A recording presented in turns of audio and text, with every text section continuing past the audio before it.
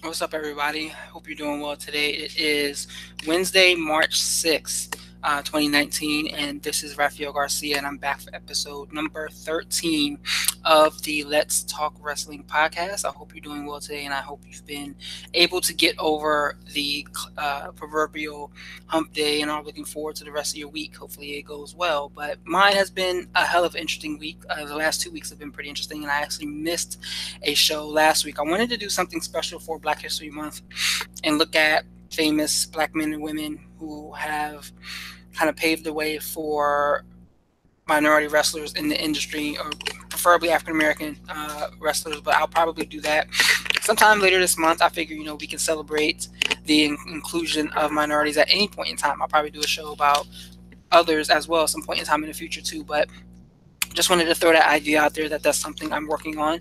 But even still, with today's show, I have 1, 2, 3 topics that I wanted to talk about. I'm probably going to go for probably close to 25 to 30 minutes tonight. Not too long. I tend not to keep this. I tend to keep this show not running very long, as in some other podcasts. But maybe one day we'll get to the point where we're going 1 and 2 hours. But that's neither here nor there. Either way, I thank you for taking the time to listen to our content today.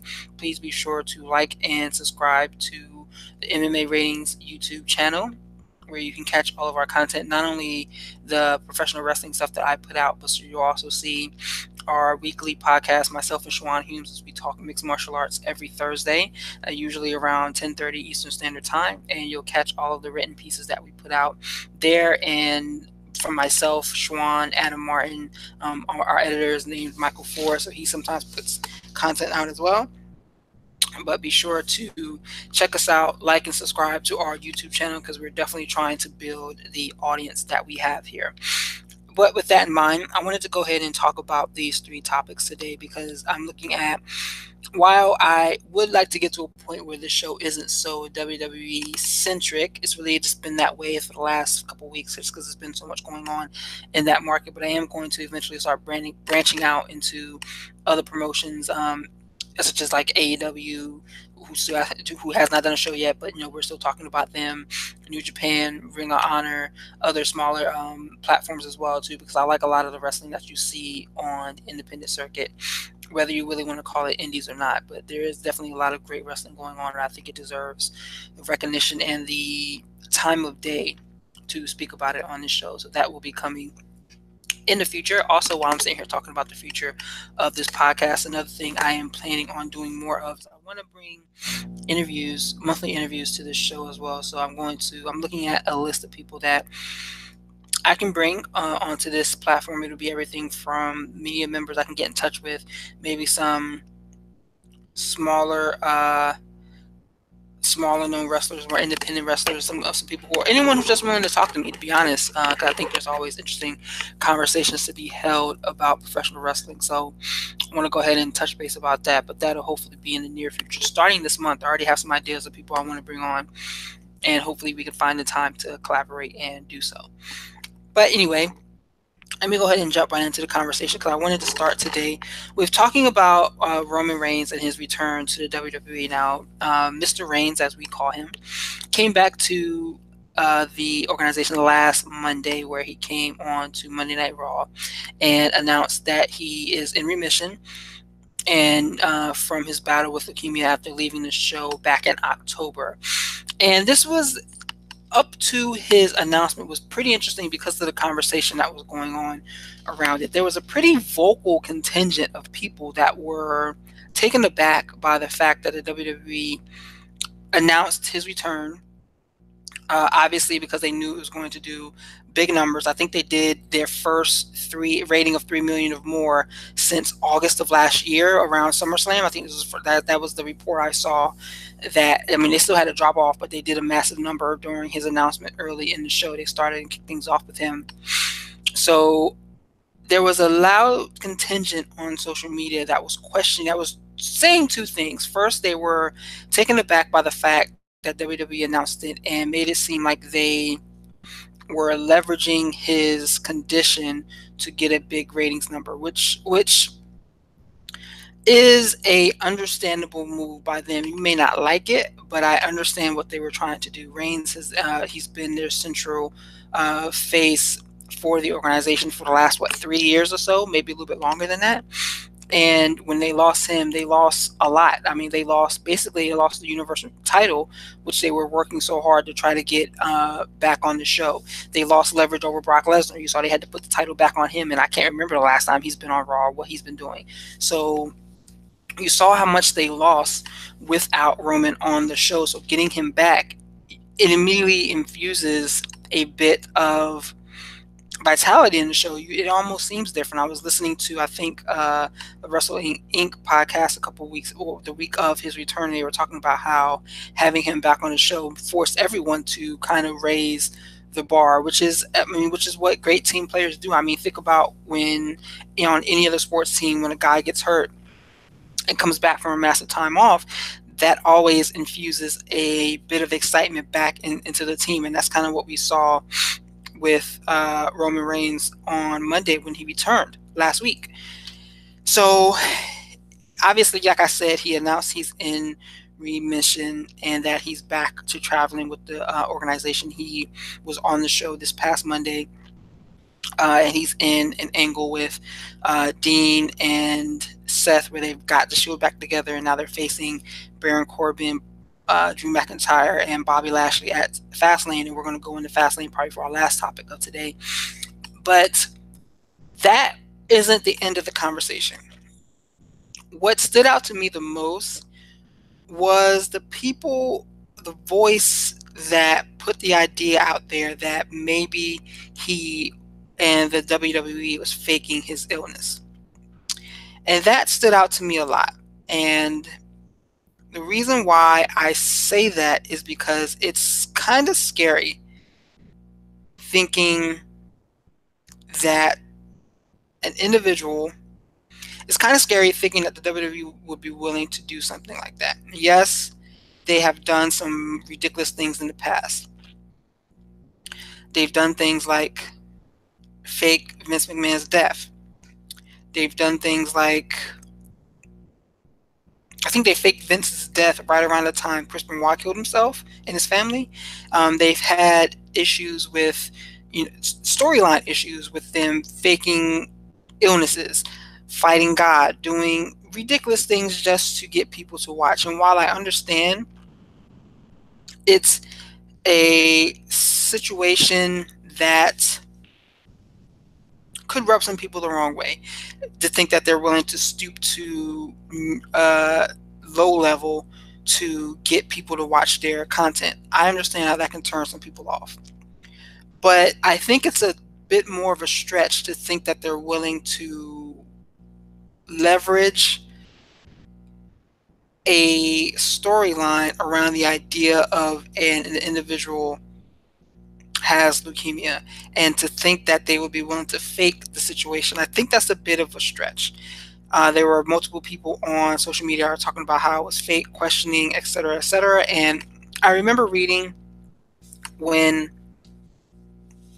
it first came out, I remember reading that one of Reigns' football teammates from back when he played football, I think at Georgia Tech, said that they thought he had the illness then too as well. Like they were talking, I can't remember the statement. I haven't had an opportunity to look either, but there was some commentary about his first battle with leukemia back when he was a college football player.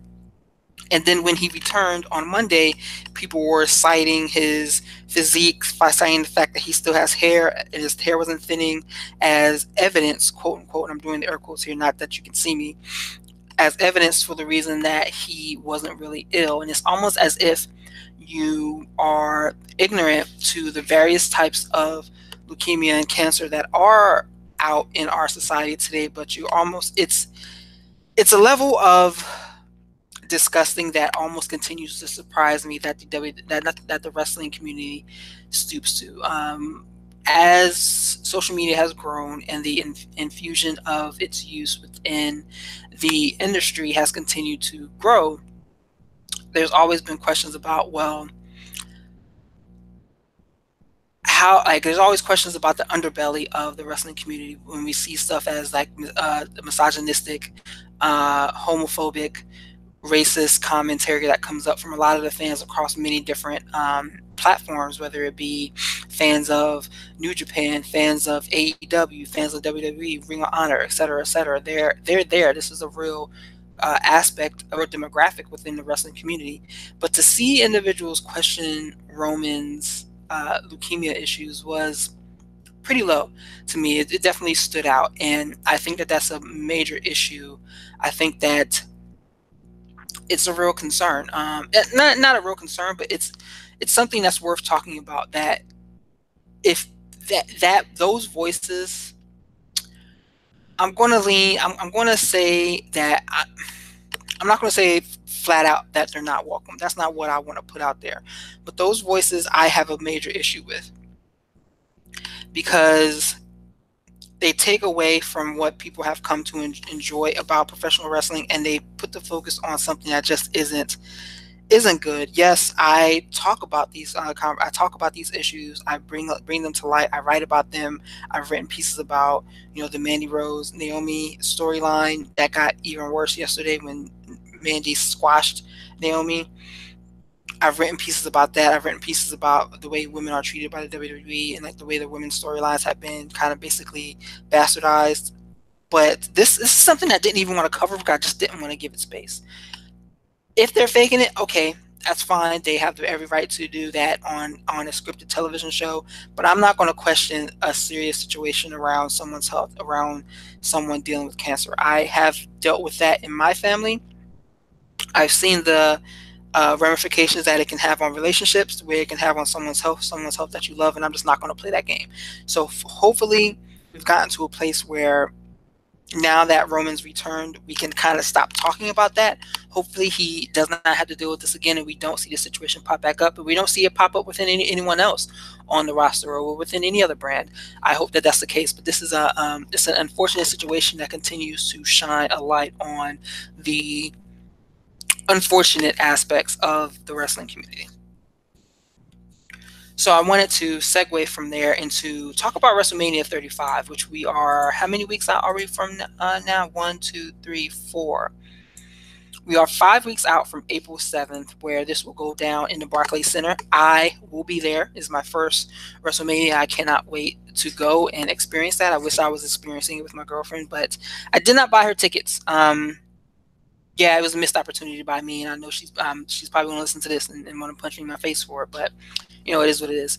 I'll take that shot for an opportunity to go to see my very first WrestleMania. I paid $600 for my ticket, man. I wish I was in a place I would have been able to get her one as well too, but next time. There will always be a next time. We'll go together. But anyway, I wanted to talk about the build between the build that we're seeing for Mania and what we're watching.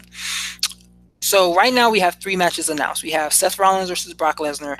We have Becky Lynch. Well, right now it's Ronda Rousey versus Charlotte Flair, and Buddy Murphy versus the 205 Live tournament winner. And I want to talk about the build around these 2 of these 3 matches, because each one of them, I'm excited about each one of them. There's going to be more on this show. It's going to be huge. I'm looking forward to what we have in this, what we're developing on this card. We also are watching as Bautista and Triple H start a program together, which is probably going to culminate at Mania. So there's so many different things to look forward to. The build to this, though, I wish that they did not have the Elimination Chamber and Fastlane between the two, between the Rumble and between Mania, because I feel like it forces them to pigeonhole a lot of different stuff. Like, for example, on SmackDown, the storyline going around Kofi Kingston and him being pulled out of the Fastlane main event, with it now being the focus on Kevin Owens.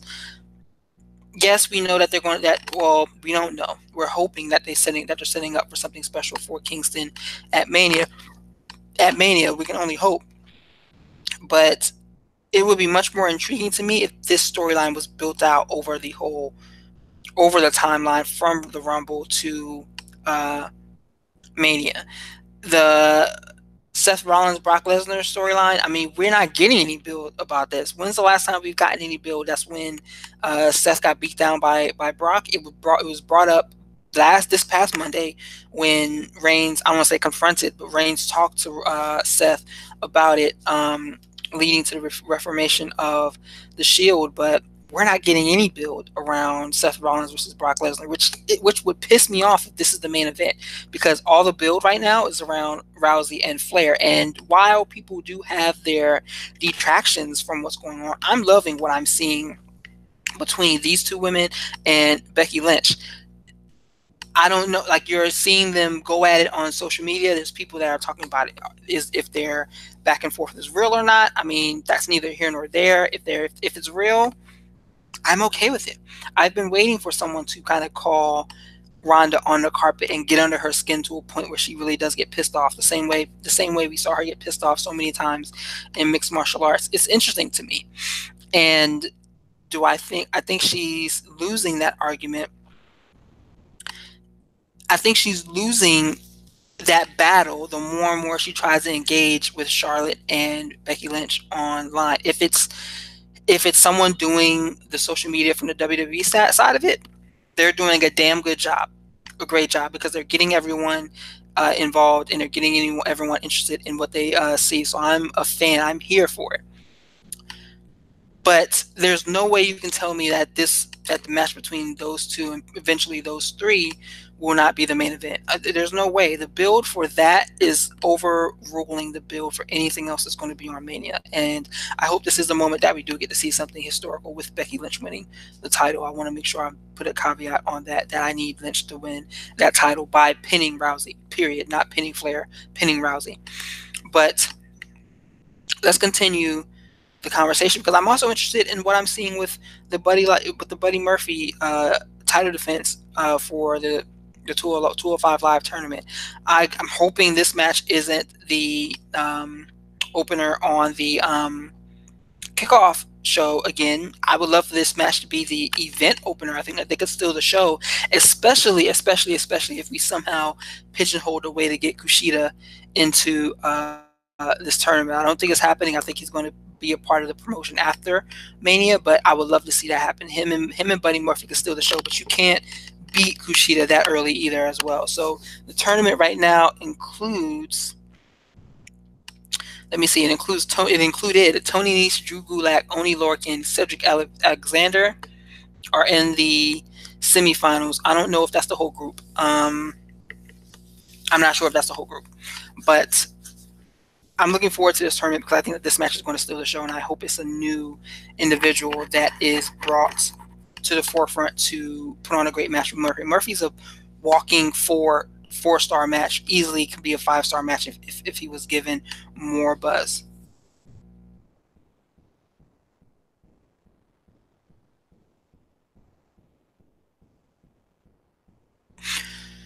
But overall, I would grade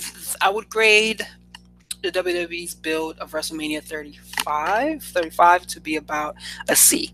Right now, I'm enjoying what I'm seeing from 2 of the 3 matches announced. I'm looking forward to the rest of the card when it does get announced. I don't know what it will be, but I'm sure at some point it will be announced. And I'm excited to be there. I don't feel like I've wasted my money. I remember a couple years ago, the year Randy Orton won the Royal Rumble, I had my WrestleMania tickets in the cart, and I was watching the Royal Rumble. Like, who are they gonna put over, and what am I going to see? And I ended up bailing on it last minute when Orton won the Rumble. I'm like, I didn't want to see that. I wasn't excited about that. It was just another guy with another repeat victory, so I wasn't here for that. But I am excited about this year, and I'm enjoying the build for Mania, and we'll continue to talk about that as we build into as we get closer and continue looking at that show. But we will continue to talk about the build into WrestleMania 35. Now I wanted to talk about this Sunday's pay-per-view. I totally forgot it was this Sunday, but as always, you get reminded. With WWE Fastlane, which is a show that is kind of wedged in between it's one of the two shows, this and the Elimination Chamber, that's wedged in between the Rumble and Mania, and I'm not excited for it, and I'm not excited for it for various reasons, just because I don't think that there's a lot here to really be excited about. We have 8 matches announced. The Usos versus The Miz and Shane McMahon, Daniel Bryan versus Kevin Owens, Sasha Banks and Bayley versus Nia Jax and Tamina, Asuka versus Mandy Rose, The Shield versus Baron Corbin, McIntyre, and Lashley, Becky Lynch versus Charlotte Flair, The Revival versus Aleister Black and Ricochet versus Chad Gable and Bobby Roode, and Rey Mysterio versus Andrade. Now, what's interesting about this is that there's a lot to take from this event that are going to be some great matches. I think Andrade versus Rey is going to be fantastic. The Revival, the triple threat for the tag team title is going to be great. Lynch versus Flair should be good. The Shield versus Corbin, McIntyre, and Lashley should be good. Daniel Bryan versus Kevin Owens will be great. I'm not excited about the tag team matches. Bayley and Banks are fantastic. Tamina and Jax are not. The Usos are fantastic. Miz and Shane McMahon, I'm not a fan. I'm not here for that. It's unfortunate that with all the great tag teams that they have on the WWE roster and in SmackDown, that they are continuing to pigeonhole the Miz and Shane into this storyline. I was hoping we would get to a situation where the Miz and Daniel Bryan were feuding for the WWE Championship heading into Mania, finally giving us that match that we've been waiting years for, but that's been supplanted, and I'm hoping that situation goes to Kingston instead. But looking at the matches I'm excited about, man, Bryan's and right now I'm thinking that the main event is going to be Lynch and Flair, just because that match has direct WrestleMania implications. I mean, it's almost the writings on the wall that Becky Lynch is going to find some way to win. I wouldn't be surprised with the narrative that they're writing about Rousey right now, that she interferes and costs Flair the match in some way, shape, or form, because she's been screaming to face Becky Lynch. So I'm here for that. The Revival, the triple threat tag match, I'm expecting the Revival to come out on top for that. While I like Black and Ricochet, I think they've made the mistake of putting them together as a team right now. It doesn't make sense to me. It shows that they're trying to do something with these NXT call-ups, but they don't have anything to do with them. If you look at all the call-ups that have been come up recently, they're the only two on this show. Lacey Evans isn't there. Heavy Machinery isn't there. Lars Sullivan isn't there. Nikki Cross isn't on the show. Johnny Gargano's not on the show. And Tommaso Ciampa, as we just learned today, is having neck surgery. He may be out 6 months. Originally, he was looking at more than a year, 14 months. But that's been downgraded to be about 6. But I don't expect Black and Ricochet to win the tag team titles. I'm thinking either Chad or Rude take the pin here. I think Ricochet and Black need to be separated and work on their own thing, but that's neither here nor there.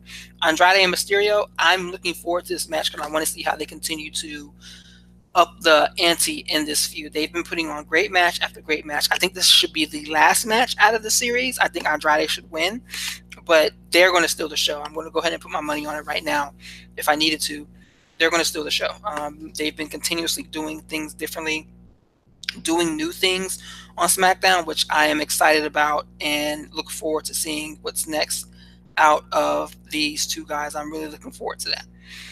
Then, I am not so interested in the Asuka versus Mandy Rose match. If you saw, Mandy Rose got a clean pin over Asuka a couple weeks back when Lacey Evans kind of did her little strut interference. I hate that. I hate Lacey Evans as a character, period. But that's a whole nother show within itself. But Asuka has, A, she's been missing. B, Mandy Rose damn near paralyzed her the other day at a house show, dropping her on her head to the point where she had to be helped to the back. And I'm not a fan of the Mandy character. It screams like a white is right type narrative where she's a white woman constantly. She had her issues with Naomi, a minority woman. Now she's getting a shot at the title against Asuka, another minority woman. Asuka should be booked as a wrecking machine. She should be booked on par with Lynch, Flair, and Rousey, but that's not happening. She has the women's title around her waist, and she hasn't been on the show. Lynch and Flair have been on the show, and they're not champions. They're feuding over the other brand show or a title, and they've been on SmackDown more than Asuka has in recent weeks. That's an issue. That's a problem. And hopefully they do keep the title on Asuka and keep her in a prime spot. I hope she does not lose the belt here, and I hope she doesn't lose it at Mania either. She lost last year in her Mania debut in a great match with Charlotte Flair, and I hope that doesn't occur again. Was that last year? That was last year. What else are we looking at? The Shield. I mean, obviously they're going to get the win here. We're riding the Roman Reigns high. I'm wondering how long they can keep that high going. How long can we continue to experience the Roman Reigns pop is what I'm going to call it for now. I saw something about Dean Ambrose turning on the Shield. I don't think it's going to happen. We've known that Ambrose didn't re-sign his contract, so he may be on his way out the organization. But we're going to see what that looks like. We're going to see if that really happens, because supposedly, to go along with that, Roman was supposed to be helping him, and was supposedly helping the WWE negotiate with him. So we'll see what that looks like, and if that actually bears any fruit, or if he does eventually leave the organization. What else? But I mean, Corbin, McIntyre, and Lashley, they're three of the only real heels that are on the show right now. I think that they could be better booked, better used. Booking them to get squashed by the Shield, not a fan of that. Especially Drew, because he was looking like the guy that they were going to put the title around at some point in time, but now he's just kind of like a guy on the show, just another one of the long list of people who are just being used haphazardly. So that's unfortunate for him, because his buzz has been completely killed. Last match I want to talk about is Bryan and Kevin Owens. I'm interested in this match simply because I know that Daniel Bryan and Kevin Owens will put on a hell of a showcase, a hell of a wrestling showcase. We know who these two guys are. You know, like what Mike Singletary once said, they are who we thought they were. Daniel Bryan and Kevin Owens are going to go out there and they're going to give us as damn well close to a 5-star match as we can get. And I'm excited about that. I'm interested in seeing if there's a way that they keep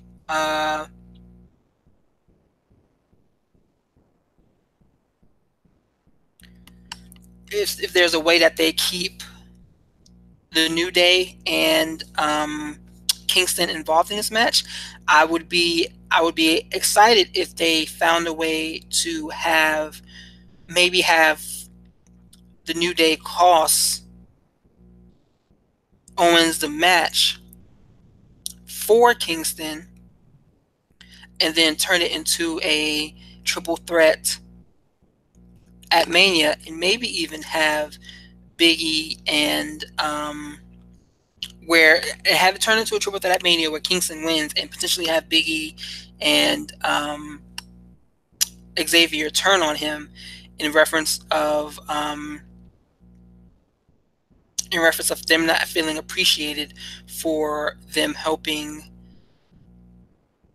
Kingston get the title. It's a little bit convoluted, but just an idea I'm throwing around out there. But either way, I'm hoping that they find a way to keep Kingston involved in the main event picture, and that they haven't poured water all over his hotness right now, because I think that this is a big opportunity. It's a big moment for wrestling fans that look like me if Kingston gets the title and raises it over his head at WrestleMania. But either way, that is my Fastlane quote-unquote preview. I probably will start doing this a little bit more often heading into big shows, giving some of my initial thoughts about what we're going to see.